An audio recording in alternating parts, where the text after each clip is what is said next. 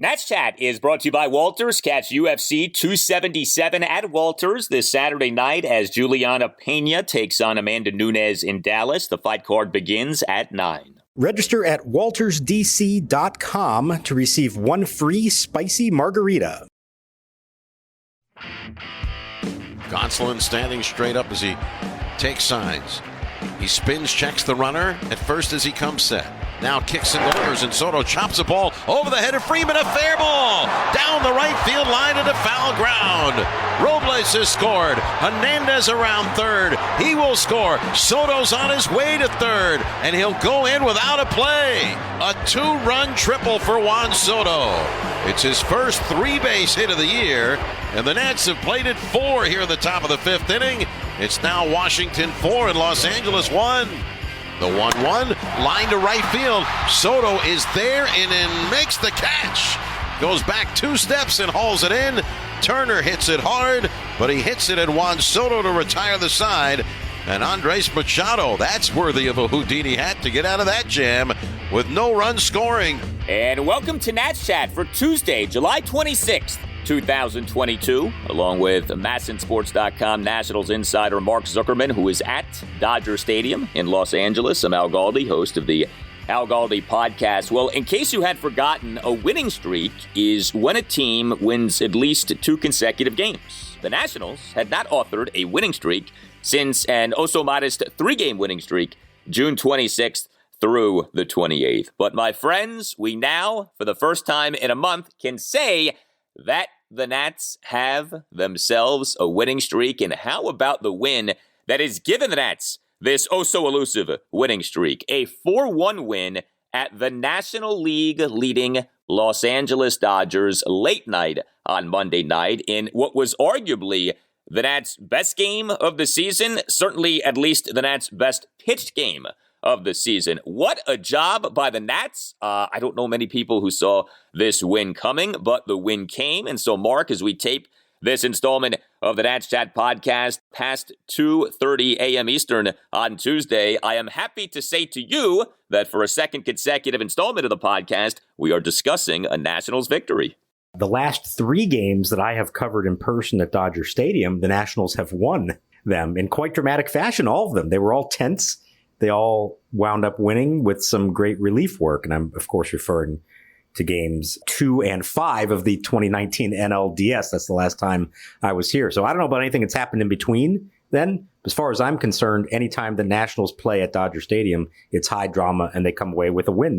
This was a really impressive win. They were going up against one of the best teams in baseball, one of the best starting pitchers in baseball. And to shut them down the way they did with all that parade of relievers and to come through with the rally that they did to take the lead, I think it's an impressive win for them. It doesn't necessarily mean anything in the bigger picture or not, but for this particular night, this was a very well played, good win for this team. And boy, did they enjoy that. One of the things about that horrid stretch that the Nats just had, right, where they had all of those losses and just so few wins, right, 17 losses in 19 games is, we all understand the nature of baseball. Even the worst teams win basically 1 out of every 3 games, and the Nats were not winning. You don't really have like upsets in baseball because you're never really shocked by any singular game result. But I think with this Nats team this season, given the way that things had been going, you're not expecting them to win games right now. And so going into a series facing the best team in the National League and maybe the best organization in the sport, I don't think most people had high expectations. And then you think about, the nature of this game, right? This was our guy Paolo Espino pitching. You ended up having Davey Martinez pulling the plug on Paolo relatively early in the game, leaning on a bunch of relievers in this game against one of the best hitting teams in the majors in the Dodgers, and yet the Nats pull it off. Like, it's not just that the Nats won, even though that's surprising enough. It's almost how the Nats won this game. This was a win that was reminiscent of those playoff Nats teams of now several years ago. That's what I'm saying. I mean, I know the stakes weren't nearly as high, but just being in this ballpark and seeing it play out like that, it reminded me, especially of game 2 of that playoff series when Davey had to push all the buttons and use Max Scherzer out of the bullpen and had Daniel Hudson intentionally walk Max Muncy to load the bases and then get out of it. He took some chances in this one.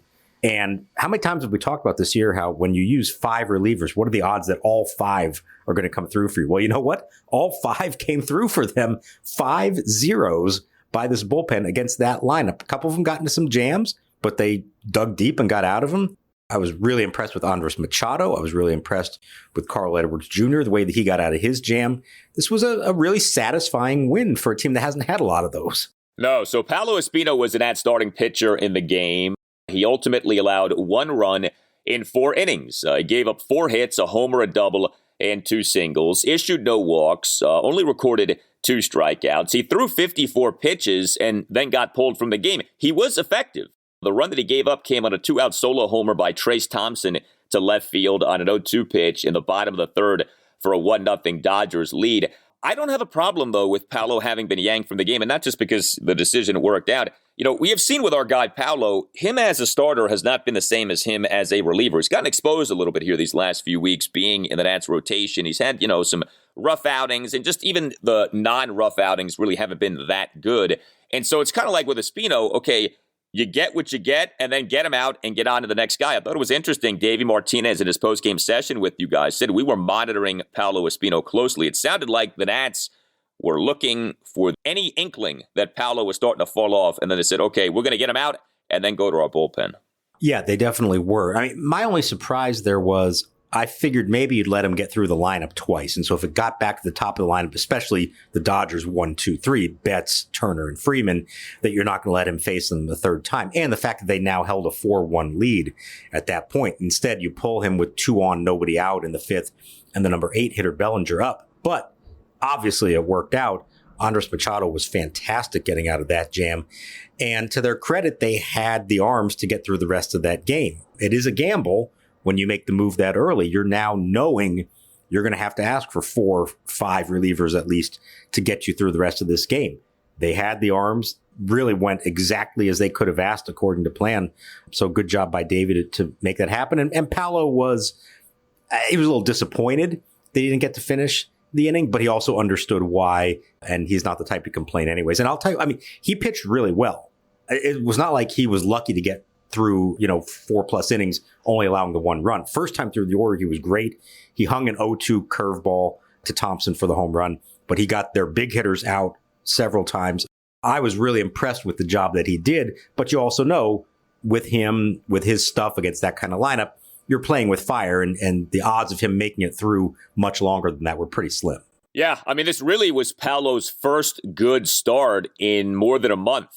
2-1 win at the Texas Rangers on June 24th. Paolo in that game, 1 run in 5 1/3 innings. If you go through his outings game by game, that really was the last time that he had a good outing, but he ends up having a good outing on Monday night. And then the bullpen ends up having an excellent outing. 5 Nats relievers on Monday night combined for 5 scoreless innings with 6 strikeouts. And it's not just what, it is against whom.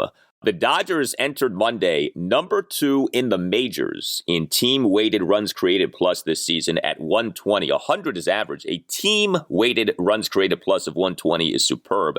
That's what the Dodgers had entering Monday, and yet the Nats shut down this team. And you've referenced it. What Andres Machado did really was something. Bottom of the 5th, faces 4 batters, gets 3 outs. Came into the game with runners on 1st and 2nd, nobody out. Nats leading 4-1. Machado then struck out Cody Bellinger swinging on 6 pitches for the first out. Machado did then issue a 1-out 6-pitch walk at Trace Thompson to load the bases, but Machado then struck out Mookie Betts looking on 5 pitches and then got our old friend Trey Turner to line out to end the inning. Then Victor Arano, scoreless bottom of the 6th. Hunter Harvey, scoreless bottom of the 7th. Carl Edwards Jr., scoreless bottom of the 8th, despite giving up 2 singles. He, with runners on 1st and 2nd, struck out Max Muncy on 6 pitches for the 3rd out. And then Kyle Finnegan tossed a scoreless bottom of the 9th. I guess with Tanner Rainey out and the trade deadline coming, I don't even know anymore, what are we going to call the Nats A bullpen? What are we going to call the Nats B bullpen? But whatever you call what was on display on Monday night, it worked. All of these guys delivered. Yeah, they were outstanding. I'm going to say the 2 biggest pitches of the night. The first one came from Machado. It was the strikeout of Mookie Betts, and he had Betts completely fooled. I mean, he threw a fastball essentially down the middle, and Betts took it like he never saw it coming. And I think the reason he was able to do that is because his changeup is so effective that I'm assuming Betts was looking for that, and he froze him with a fastball. He must have been looking with 2 strikes for the changeup. So that was number one. And the second biggest pitch was from Carl Edwards Jr. with 2 on and 2 out. And he's facing Max Munson. He starts him off with 5 straight curveballs. And you're thinking to yourself, okay, that's his best pitch. Maybe he's going to come back with it again, or maybe he'll try to sneak a fastball past him. And instead, he throws a changeup on a 3-2 count and completely had Muncy out in front. It was a terrible swing, half swing, whatever you want to call it, from Muncy. So to me, those are the 2 biggest pitches of the entire night. And you saw the emotion from both of them as they walked off the mound. And you saw emotion from the dugout. I mean, this was the kind of high stakes game, if you want to call it that they have not had very many of. And they were into this one with the crowd, the opponent, all that. This was a big game from the Nationals' perspective. So for Carl Edwards Jr. now this season at the major league level for the Nats, because remember, he was signed to a minor league contract and was at Rochester before being called up weeks into the season. He has worked 31 games, 36 and 2/3 innings, ERA at 2.95, whip of 1.06. We obviously continue to monitor and discuss, Juan Soto and Josh Bell and Nelson Cruz. Is there any reason to think that Edwards will not be traded come the trade deadline on August 2nd? I mean, I think it depends on what the offers are. If nobody has any interest, or if it's, barely scant interest in him, then maybe they don't do that. And they say, hey, let's hang on to the guy and maybe we can bring him back next year and he could actually be a part of this thing moving forward. But I would think the way he has pitched, somebody out there has noticed that and would offer up, even if it's a low-level prospect that could pan into something someday. I think you make that move. We've talked about how this time of year, relievers are very valuable to contending teams, and you can often get more value for them than anyone else. And they're so erratic year to year. It's not like Carl Edwards had been great the last couple of years. Before that, yes, very good with the Cubs.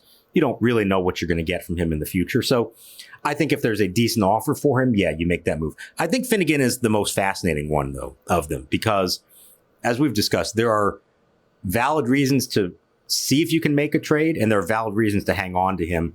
And especially with Rainey, who we still haven't officially heard is having Tommy John surgery, but got to believe at this point we're pretty close to just assuming that's going to be the case, which means he's probably out for a good chunk of next season as well. I get that you're a rebuilding team and, it's not the most important thing in the world to have experienced late inning relievers, but you got to have somebody pitch those innings. So again, if there's a good offer for Finnegan, who has 3 years of control, yeah, I think you look at that.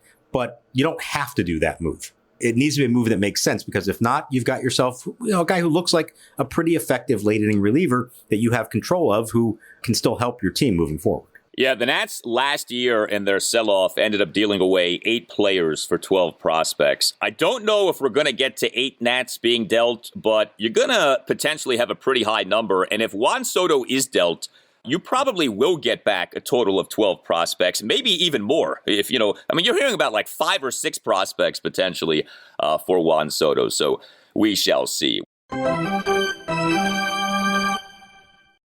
Are you a law firm partner looking for a better situation for your practice and a blockbuster contract worthy of Juan Soto? If so, you should call Mason Kalfas of Zenith Legal in Washington, D.C. He works with law firms and lawyers on finding the perfect match. No platoons, just superstars. Some lawyers switch firms because of conflict. Some lawyers switch firms for a better platform for their practice. And some lawyers switch firms for more money. You need the Scott Boras of legal headhunters working for you, and that's Mason. Mason will work with you to find a better fit for your practice and ultimately the best deal for you and your entire team. Call him today at 202-486-3535 or check out his website, zenithlegal.com. This is an unprecedented time in the legal market, and many top firms are looking to expand. Call Mason today. Zenith Legal also works with associates and distinguishes itself on personal service. Zenith Legal doesn't just spam resumes out to law firms. Zenith Legal talks to the right people and gets your resume in front of the decision makers who matter. Whether you are a Rainmaker partner or a mid-level associate, give Mason Kalfas at Zenith Legal a call today to accelerate your career. Call today, 202-486-3535. 1-1 delivery, swinging a high fly ball to right field. Soto drifting back, has a play, now squares up, and he makes the catch, and a curly W in the books at Dodger Stadium. The Nationals knock off the National League's top club, the Los Angeles Dodgers, in their home park in Game 1 of this 3-game series. And the Nationals have 2 wins in a row on this road trip. Well, speaking of the man of not just the hour, but the day and the week and the month right now in Major League Baseball, it is so funny how the baseball schedule can work out, right? 1 week after Juan Soto was in L.A. to win the home run derby and play in the All-Star game, and we had the controversy that was Flightgate, we have the Nats on Monday night beginning a 3-game series at the Los Angeles Dodgers, and we, of course, have the Dodgers as a prime candidate to trade for Juan Soto. So before we get to Soto's game, I know you noted this on Twitter, Soto prior to the game being bombarded with questions from Los Angeles area reporters. I guess the Dodgers are at a point now to where if you cover the team, you just assume that if any megastar is made available via trade, that megastar is going to wind up with the Dodgers. But what was that media session like, Juan Soto fielding questions from LA area reporters?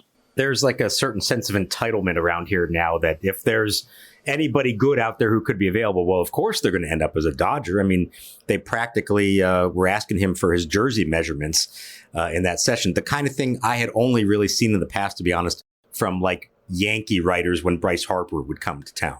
That's about the only other time I'd ever seen anything like it. And, you know, they're good guys. They're good reporters. I'm not necessarily faulting them, but there is this sort of like roll your eyes, like, seriously, guys, you're just going to assume that, of course, number one, he's going to be a Dodger. Number two, that he really wants to be a Dodger, that there aren't any other teams in the mix, or that he's even going to come out and say what you want him to say. They were trying every different possible combination of questions to ask him just to get him to say, like, boy, you know, you'd really like to be here, wouldn't you? And to Juan's credit, he Dikembe Mutombo them all, swatted every single one away in impressive fashion. I think my favorite one was somebody asked if Trey Turner was trying to convince him to come here. And Juan said, no, I'm trying to convince him to come back to Washington, you know? So I give Juan a lot of credit. It can't be easy for him. This is the way, unfortunately, it is right now and will be for the next week until we have some resolution one way or the other on it. And I was very curious what the crowd reaction was going to be to him as well. And when he came up to bat in the first inning, there was some, not overwhelming, but there was some applause from the Dodger Stadium crowd. And there were even a few who were trying to start up the future Dodger chant for him. Now, when he grounded out to first, they applauded even louder. And there really wasn't anything else the rest of the game. I think the crowd was more nervous about the fact that their beloved team was about to lose to the worst team in baseball. But obviously everyone around here is aware of the situation and trying to put the hard press on Juan Soto. And to his credit, he shrugged it off yet again and had a pretty good game on top of all that.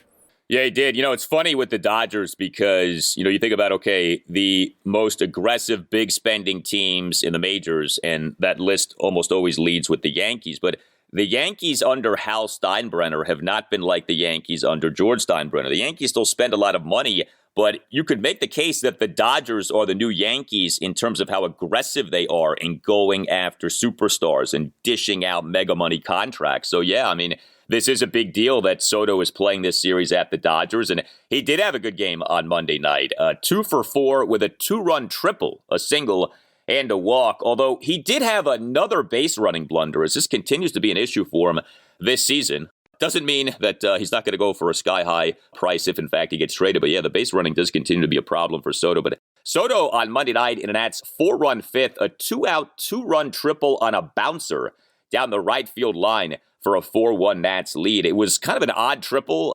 There certainly was some luck involved in the hit, but still, this was the hit of the game, a 2-out, 2-run triple in the inning in which the winning team scored all of its runs in the game. So you had the 2-out, 2-run triple by Soto. You in the top of the 7th had a 2-out first pitch single up the middle by Soto. And then you in the top of the 9th had Soto drawing yet another walk, a 1-out, 5-pitch walk, but he had the base running boo-boo here. He got doubled up to end the top of the 9th. And the runner goes. The pitch swung on, line to right field. Betts moving back and toward the line, makes the catch. Soto's going to have to hurry. Betts throwing back to first to Freeman. It's a double play. So there is this issue where he keeps making these outs on the base paths. I'll look this up. Soto entered Monday minus 3.8 base running runs per Fangraphs this season. I mean, he quantifiably has not been a good base runner, but he obviously is a very good batter. And what's also true now about Soto is that he's number 9 in the majors in OPS this season at 895, right? Remember, we'd have those conversations about, boy, Juan Soto's OPS starts with a 7. That doesn't seem right. Well, here we are now. He's top 10 in the majors in OPS, and he had a very productive game on Monday night.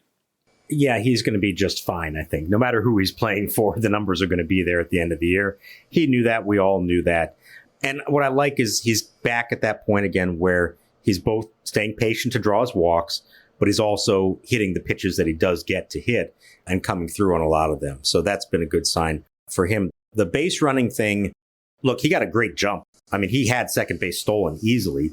Nothing wrong with that. The issue was, as soon as you hear the crack of the bat, you either need to turn around and figure out where the ball is, or you got to look back at your first base coach who's yelling at you, get back, get back. It took a couple of seconds before he realized all that and could turn around, and it was far too late for it. Now, it didn't cost them in the end, but between his base running and also his defense, which has ranked among the worst in the league, all his value right now is at the plate. And it's a lot of value, but he's not helping himself on the bases or in the field.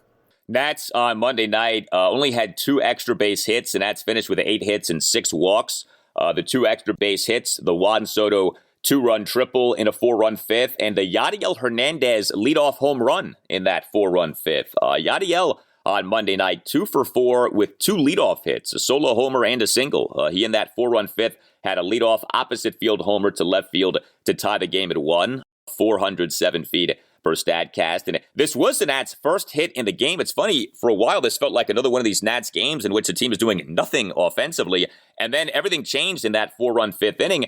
And then Yadiel in the top of the 6th inning had a leadoff single through the right side of the infield on an 0-2 pitch. I know we've talked about this, but, with the struggles of Lane Thomas, we do continue to see a good bit of Yadiel Hernandez. Got off to a good start, then cooled off. He's been better lately, and obviously that home run was significant on Monday night. Yeah, that was the icebreaker. They needed it because they were being no-hit to that point. And given how good Tony Gonsolin has been this year, at that point before the home run, he's not only 11-0 on the season, but he's got an ERA under 2 at that moment. And Yadi's home run, I think, broke the ice. And you saw how it went the rest of the inning for them to score the 4 runs. They dealt him his first loss of the year. That's not nothing to scoff at.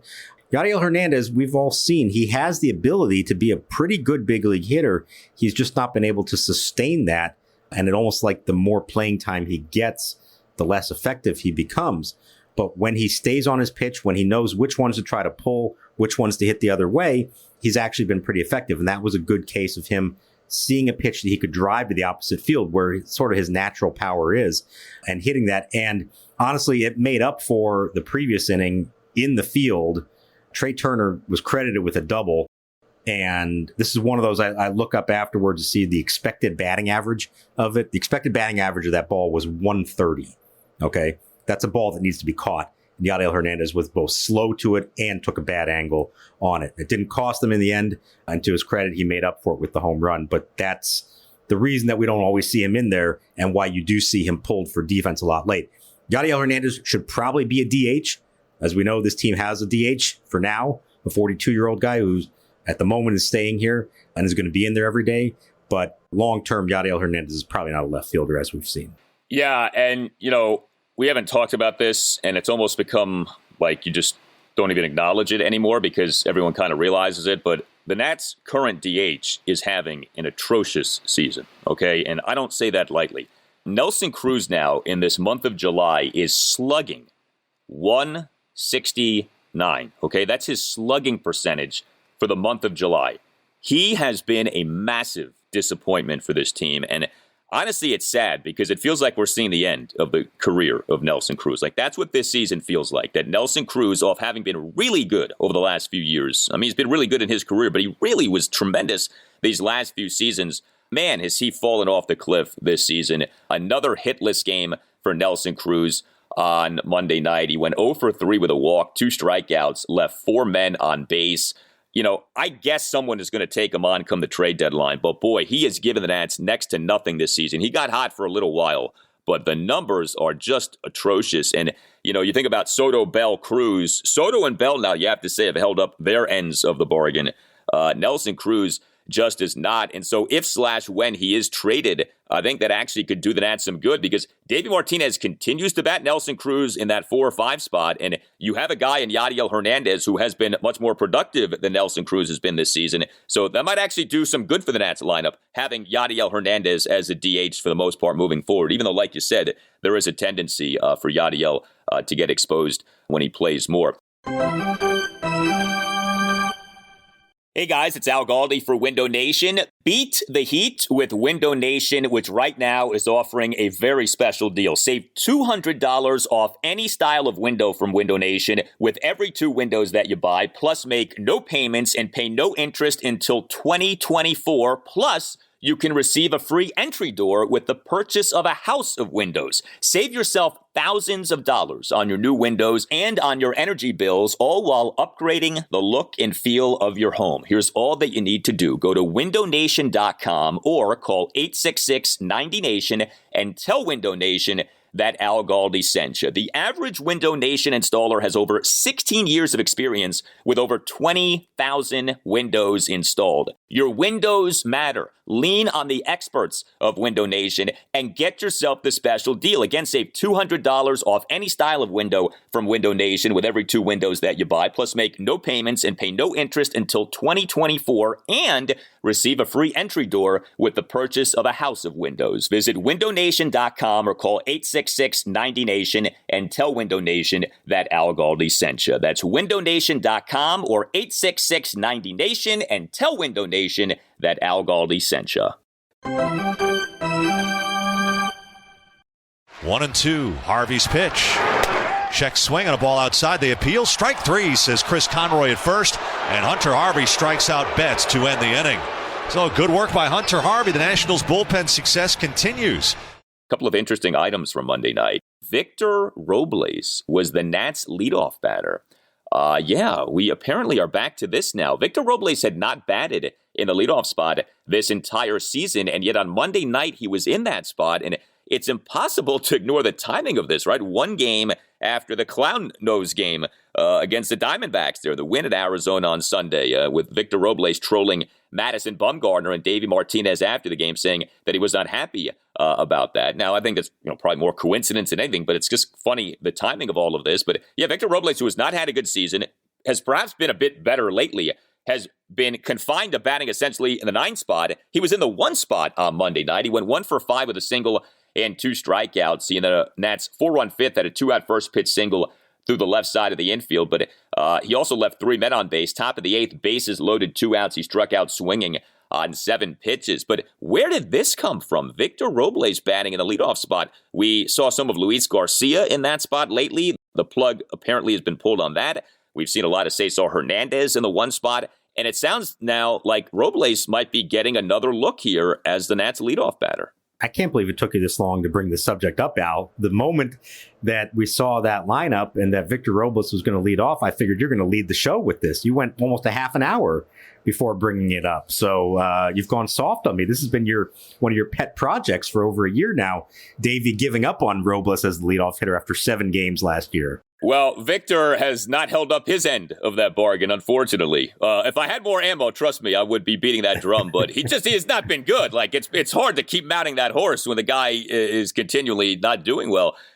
Where did this come from, though? Davey doing this? I don't think anyone was anticipating this. No, I just think it's a case of they've been trying anything they can to generate some offense and get some guys on base in front of Soto, essentially. Cesar Hernandez continues to hit at the top of the lineup. He has not been worthy of it, although he had a decent game, got on base, 3 times in this one as the number 2 hitter, but he really has not done his part. Luis Garcia's had some opportunities, but that's not really where he should be at this point. And, Lane Thomas had his opportunities. They just have not been able to get anybody on base with any consistency. And I think the feeling was Robles has kind of quietly been better for the last few weeks. Not great, but he's been better. Had a decent weekend in Arizona. If you take all the circus stuff out of it and just focus on the actual performance, he had an all right weekend at the plate. So they figured, hey, let's give this a try, see how it goes. And I did think it was interesting that Davey said, this isn't just a one-time thing. He intends to keep him up there for a little while. I think you've reached a point where you just say, what do we have to lose? I don't know ultimately what Victor Robles is going to be. Maybe he's a lost cause at this point. But compared to some of the other more veteran players on short-term deals they have here, Robles, at the very least, you could say there's still a sliver of a chance he might pan out into be something for them. So might as well give him the opportunity once and for all to see if he can do this and do anything with it. It wasn't a great game for him on Monday night, but I think you're going to still see him leading off here moving forward, at least for the time being. Yeah, I also know this about Davey, though. He changes his mind constantly with his lineups. And it was just like 5 minutes ago that Luis Garcia was getting a look-see in the one spot. And all of a sudden now that seems to be done. So I don't know. I mean, Davey says this on Monday. Check back with me on Tuesday, okay? Like, I don't know what to think anymore. And, it's odd, too. If you think so little of Robles that you bury him in a 9 spot for so much of this season, why and how all of a sudden do you think so much of him to where you have him in the 1 spot? Like, that to me is kind of strange. Like, I think about like Keibert Ruiz. Keibert Ruiz on Monday night batted in the 8 spot. He has batted in the 2 spot. If you like him enough to bat him in the 2 spot, why do you have him buried in the 8 spot, especially off a good game on Sunday? Now, and I know some of this is matchup stuff, but it's like, I don't know. There's not a congruence, it feels like, game to game, lineup to lineup here, with the exceptions really of Soto, Bell, Cruz. Like, that's the only constant. Everything else seems to fluctuate wildly with Davey's lineups this season. The other thing is, and look, this is not a big thing, but A-Ray Adrianza on Monday night started at third base for a second straight game over Michael Franco. Do you read anything into that or not really? Well, so I asked, like, is something going on with Franco? Maybe he was hurt or something, and Davey insisted that no, he was fine. He just liked the way Adrianza had played the last couple of days and thinks he deserves some playing time. I wouldn't imagine that's going to stay that way. And to be honest, Adrianza did not have a great game in the field. There were some balls that some plays he could have made that he did not at third base. Now, not that Michael Franco is known for making every play in the field either, but, I think we're just at a point in the season where they're not getting a whole lot out of anybody there. And so try something different, see if it works. Adrianza got on base twice. He was part of that 4-run rally in the 5th. So that, came through there. I think we've seen everything we need to see of Michael Franco at this point. I don't think he's suddenly going to become something that we didn't already know he was. You tell us what you think. Hit us up on Twitter at Nats_chat. You can email the podcast, natschatpodcast@gmail.com. You can get yourself a Nats Chat Podcast t-shirt by going to natschatpodcast.square.site. That's natschatpodcast.square.site. Secret Weapon t-shirts going to start selling like hotcakes off the very nice performance by Paolo Espino on Monday night. All Nationals radio highlights on Nats Chat are courtesy of 106.7 The Fan. For Mark Zuckerman, I'm Al Galdi. We'll talk to you next time on the Nats Chat Podcast, and we leave you now with one of the more significant lookbacks in our continuing lookbacks at the month that changed everything for the Nats last July 2021. We take you back now to July 25th, 2021, a 5-4 Nats loss at the Orioles, completing a 3-game sweep of the Nats at the Orioles. The indignity of this sweep cannot be overstated, and it pretty much was this sweep, as much as anything, that convinced all of us that the time indeed had come for the Nats to blow this thing up. We thank you for listening to this installment of the Nats Chat Podcast. The pitch to Urias on the way, swinging a ground ball, back into by Kieboom, throwing home to the plate, the tag, not in time. The game is over, and the Orioles win it 5-4.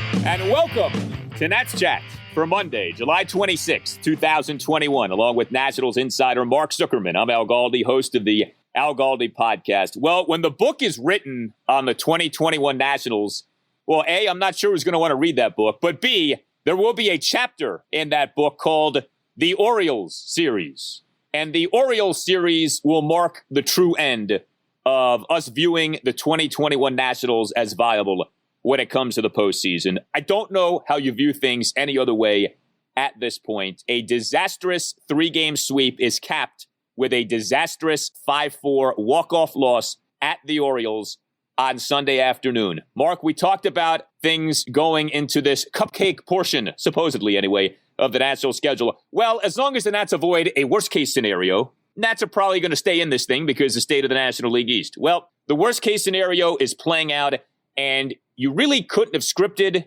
the weekend much worse. A really bad 3-day stretch for the Nationals, continuing a really bad stretch since the All-Star break. And here we are now. The Nationals swept at the lowly Orioles for the first time in a 3-game series since 2010. And it's not even just the results of the weekend series. That's awful enough, obviously. But let's also consider what's coming ahead, or more specifically, what's not coming ahead. And that's no Steven Strasburg anytime soon. And it's one thing to say, okay, you just had a rough weekend, but okay, you're about to get healthy. The gang's going to be all together here, and they're going to finally go on this run. Well, no, it's not happening, at least not anytime soon. Kyle Schwarber still has a ways to go. Steven Strasburg, God knows when we're going to see him again. Tanner Rainey had a rehab assignment in Rochester, but who knows what impact he has. Yan Gomes is still out. Alex Avila is still out. I mean, go on and down the list. So it's not like you can say, well, this was a little bit of a fluke and we're about to get healthy. And you could see the positive developments coming. No, this is falling apart on the field without having anything that's on the verge of coming up to help you to turn that whole thing around. And so it really, these last 4 days, the Orioles series and the last game against the Marlins, this is the bottom falling out. I've made the joke already, but I said I thought they were going to have to crater this week for them to go into sell mode. Well, the comet is now well into the atmosphere. And at this point, all we can do is brace for impact. There's going to be a crater here soon.